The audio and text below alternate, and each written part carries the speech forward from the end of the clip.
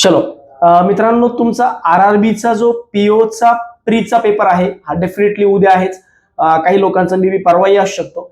तर त्या प्रीच्या एक्झामसाठी नेमके कुठले कुठले डॉक्युमेंट्स लागतात, तर सर्वात महत्वाचं म्हणजे प्रीचे admit card.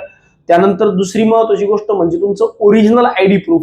Original ID proof असावं, त्याची झेरॉक्स चालणार नाही किंवा त्याची कलर प्रिंट चालणार नाही. ओरिजिनल आयडी प्रूफ, त्याच्या सोबत सोबत त्याची झेरॉक्स, एक्स्ट्रा एक ऍडिशनल झेरॉक्स. त्यानंतर तुमचे 2 पासपोर्ट साईजचे फोटोग्राफ.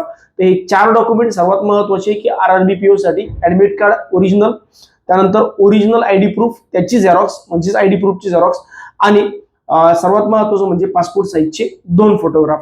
तर हे डॉक्युमेंट्स तुम्हाला आरआरबी पीओच्या एक्झामला घेऊन जायचे.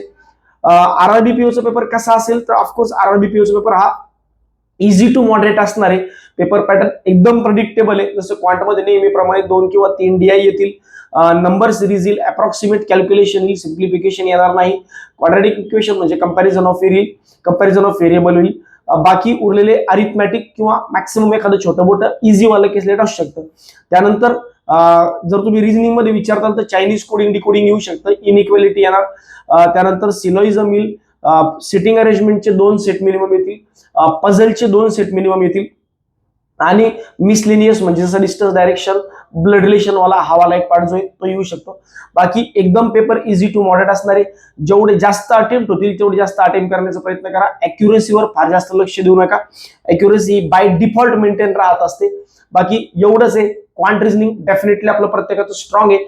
तो आपला स्ट्रॉंग पॉईंट असल्यामुळे तिथून मॅक्सिमम अटेम्प्ट तुम्ही करून येणारच आहे, याचा मला पूर्ण विश्वास आहे. बाकी माझ्या आणि पूर्ण टीम सारथीच्या वतीने, संपूर्ण टीम सारथीच्या वतीने तुम्हाला परीक्षेसाठी खूप खूप शुभेच्छा.